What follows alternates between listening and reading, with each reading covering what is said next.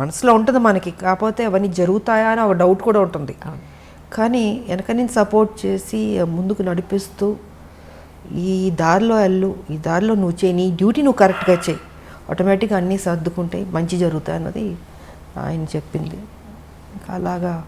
కానీ ఒక విమెన్ ఏ ఇండస్ట్రీలో ఉన్నా సరే ఒక ఇమేజ్ తెచ్చుకోవడం, వాళ్ళకంటూ ఒక గుర్తింపు తెచ్చుకోవడం అనేది చాలా కష్టం. అందులో గ్లామర్ ఫీల్డ్లో, ఫిల్మ్ ఇండస్ట్రీలో ఒక హీరో ఇమేజ్ అనండి, అది కమర్షియల్గా అయినా సరే లేదంటే ఒక వాల్యుబుల్ పాయింట్లో అయినా సరే, మీరు ఒక హీరో ఇమేజ్ని అప్పట్లోనే హీరోలతో సమానంగా మీరు రెమ్యునరేషన్ పాయింట్ ఆఫ్ వ్యూలో కానీ మీ ఒక మాటకు విలువ కానీ అప్పుడు మీరు అంతా సంపాదించుకోవడం అనేది మామూలు విషయం కాదు యాజ్ ఎ విమెన్. సో అదంతా ఈజీ అండి. ఒక అమ్మాయికి ఒక హీరో ఇమేజ్ని తీసుకొచ్చి ఫస్ట్ థింగ్ ఏంటంటే మనం మెంటల్గా ప్రిపేర్ అవ్వాలి. హీరోలు ఫైట్ చేసేది మనం చూస్తున్నప్పుడు, మేము హీరోలు పక్కన చేసేటప్పుడు కొన్ని సీన్స్లో వచ్చి హీరో ఫైట్ చేస్తుంటాడు, మనం రియాక్షన్ ఇవ్వాలి. అప్పుడు అనిపించేది అయ్యో పాపం ఇంత కష్టపడుతున్నారు, ఇంత ఎగురుతున్నారు, కొడుతున్నారు, దెబ్బలు తగులుతుంటాయి వాళ్ళు కూడా. అలాంటిది నాకు వచ్చేటప్పటికి అసలు ఫస్ట్ నాకు కొంచెం టైం పట్టింది నేను అడ్జస్ట్ అవ్వడానికి. అంటే ఆ ప్యాటర్న్లోకి తీసుకురావడం, నా ఫిజిక్ కావచ్చు, నా ఆ స్టైల్ కావచ్చు, ఒక మహిళలా చేసినట్టు ఉండకూడదు. అంటే ఒక హీరో ఒక రఫ్ అండ్ టఫ్ ఆ బాడీ లాంగ్వేజ్ తెచ్చుకోవాలి, దాంట్లో ఇమిడిపోవాలి. సో ఇట్ టుక్ టైం నాకు అది అడ్జస్ట్ అవ్వడానికి. అండ్ ఫస్ట్ పిక్చర్కి నా ఫైట్స్కిను సెకండ్ థర్డ్ దానికి ఇది ఇంప్రూవైజ్ చేసుకుంటూ వెళ్ళాను. సో ఇంకా దాని తర్వాత ది బెస్ట్ అన్న పేరు తెచ్చుకున్నాను నేను. అండ్ ఇంకోటి ఏంటంటే ఎందుకు చేయలేము, మనం చేద్దాం, రిస్క్ అయినా పర్లేదు. అప్పుడు మాకు ఈ గ్రాఫిక్స్ అంత లేదు, సో ఏదన్నా కూడా ఒరిజినలే ఉండదు, డూప్ లేకుండా చేసేదాన్ని. చేద్దామని మాస్టర్లతో కన్విన్స్ చేసి ఇంకా సాహసాలే అన్నీ, ఎంత 20 అడుగులో 30 అడుగులు దూకమన్నా దూకేవాళ్ళం. మళ్ళీ గన్ ఒకటి పట్టుకుని దాంతో షూట్ చేసుకుంటూ, మామూలు కాదు అసలు. సో ఇలాగా ఇంప్రూవైజ్ చేసుకుంటూ ఇంకా బెటర్మెంట్ చేద్దాం అన్నది సినిమా నుంచి సినిమాకి బెటర్ అయింది నాకు. సో నన్ను నేను ప్రూవ్ చేసుకోగలిగాను, ఒక యాక్షన్ హీరోలే కాదు హీరోయిన్ కూడా చేయగలుగుతుందని. మళ్ళీ దాంట్లో స్టైల్ ఉండాలి, అందం ఉండాలి. ఏదో కొట్టామన్నట్టు కాకుండా ఎక్స్ప్రెషన్ ఉండాలి, బాడీ లాంగ్వేజ్ కరెక్ట్గా ఉండాలి, ఫినిషింగ్ బాగుండాలి. అది డ్యాన్స్ కావచ్చు, ఫైట్స్ కావచ్చు, ఏదైనా బ్యూటీ ఉండాలి, న్యాచురల్గా ఉండాలి, ఆర్టిఫిషియల్గా ఉండకూడదు. ఏదో ఇప్పుడు జంప్ చేయమన్నారు ఇలా జంప్ చేయడం కాదు, ఒరిజినల్గా జంపింగ్లానే ఉండాలి, రఫ్ లుక్ ఉండాలి. సో ఇలాగ నా బాడీని నేను మలుచుకుంటూ చేశాను నేను. కానీ ఫిల్మ్ ఇండస్ట్రీలో ఒక అమ్మాయికి గ్లామర్ పాత్రలు జనరల్గా అందరికీ వస్తుంటాయి, కానీ ఆర్టిస్ట్ వాళ్ళలో ఉన్న నటనని బయటికి తీసుకురాగలిగే డైరెక్టర్లు కానీ, అలాంటి సినిమాలు కానీ, అలాంటి కథలు కానీ, you are really so blessed. ఒక స్వయం కృషి తీసుకున్న, వందే మాతరం తీసుకోవాలంటే టి కృష్ణ గారు అండి. అవునండి, ఆయనకి నేను రుణపడి ఉన్నాను, థ్యాంక్స్ చెప్పుకోవాలి. ఎందుకంటే ఆయన ఎక్కడున్నా ఆయన బ్లెస్సింగ్స్ ఉన్నాయి. తనలో ఒక నటన ఉందన్నది నేటి భారతంలో తీసుకొచ్చాడు బయటికి. తీసుకొచ్చి నాకు రావాల్సిన పేరు అద్భుతంగా వచ్చింది. విజయశాంతి ఓన్లీ గ్లామర్ కాదు, తను నటించగలుగుతుందని ఆ క్రెడిట్ కృష్ణ గారికి వెళ్తుంది.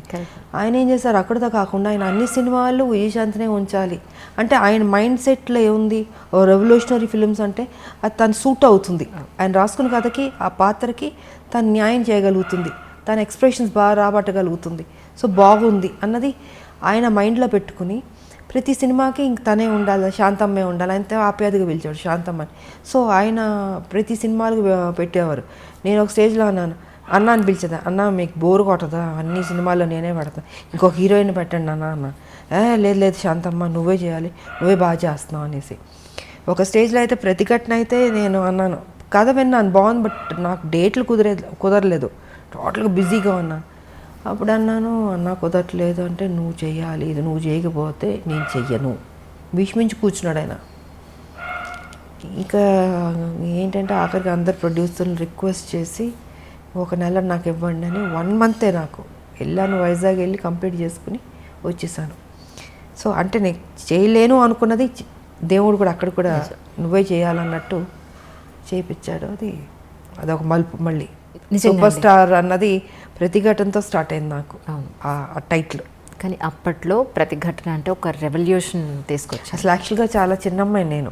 ఎగ్జాక్ట్లీ. అందరూ ఏమన్నారంటే అదేంటి కృష్ణ మరీ చిన్నపిల్లతో యాక్ట్ చేపిస్తున్నావు, ఒక లెక్చర్ క్యారెక్టర్ అంటే ఒక 30 ఏళ్ళు 40 ఏళ్ళు ఊహించుకుంటారు, బట్ ఆల్మోస్ట్ చాలా యంగ్ నేను అంటే అందరూ క్రిటిసైజ్ చేశారు. అదేంటది ఆవిడ మరీ చిన్నపిల్ల ఉంది, చేయగలుగుతుందా, చేయలేదు, తప్పు చేస్తున్నావు, డెసిషన్ రాంగ్ అవుతుంది అని కృష్ణ గారితో అంటే నాకు తెలుసు ఏం చేయించాలని కొంచెం గెటప్ అంతా వేసి మూడేసి కొంచెం పెద్ద అమ్మాయిలా కనపడేటట్టు చేసి నేను కూడా ఛాలెంజ్గా తీసుకున్నాను. ఎప్పుడైతే క్రిటిసైజ్ చేశారో నువ్వు చేయలేవేమో అని, ఎందుకు చేయలేను, నన్ను ఎప్పుడైనా అలా అంటే నాకు నేను ఊరుకోలేను, ఇంక దాన్ని ఛాలెంజ్గా తీసుకుంటాను.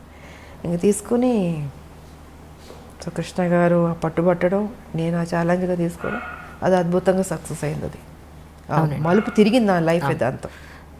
మీలో నటనని బయటికి తీసుకొచ్చింది ఒక మాస్. అందరూ గ్లామర్ని చూస్తే ఆయన మాత్రం మీలో ఉన్న అంతే. ఫస్ట్ కృష్ణ గారికి క్రెడిట్ వెళ్తుంది, దాని తర్వాత మిగతా వాళ్ళందరూ మంచి డైరెక్టర్లు గొప్ప డైరెక్టర్లు పనిచేస్తారు, బట్ డిఫరెంట్ క్యారెక్టర్స్. బట్ ఆ అమ్మాయిలో ఆ టాలెంట్ ఉన్నదని తీయాలి కదా ఎవరో ఒకళ్ళు, అది టీ కృష్ణ గారు.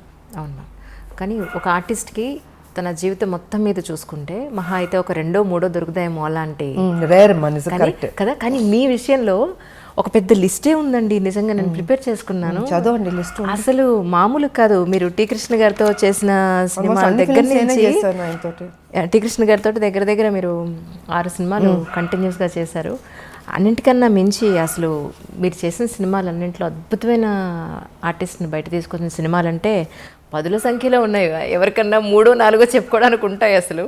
అలాంటిది యూఆర్ రియల్లీ బ్లెస్డ్ అండి నిజంగా. అది మా అందరూ దేవుడు ఎందుకో నా మీద కొంచెం ప్రేమ ఎక్కువైనట్టుంది, అందుకే అంత మంచి చేశాడు నాకు.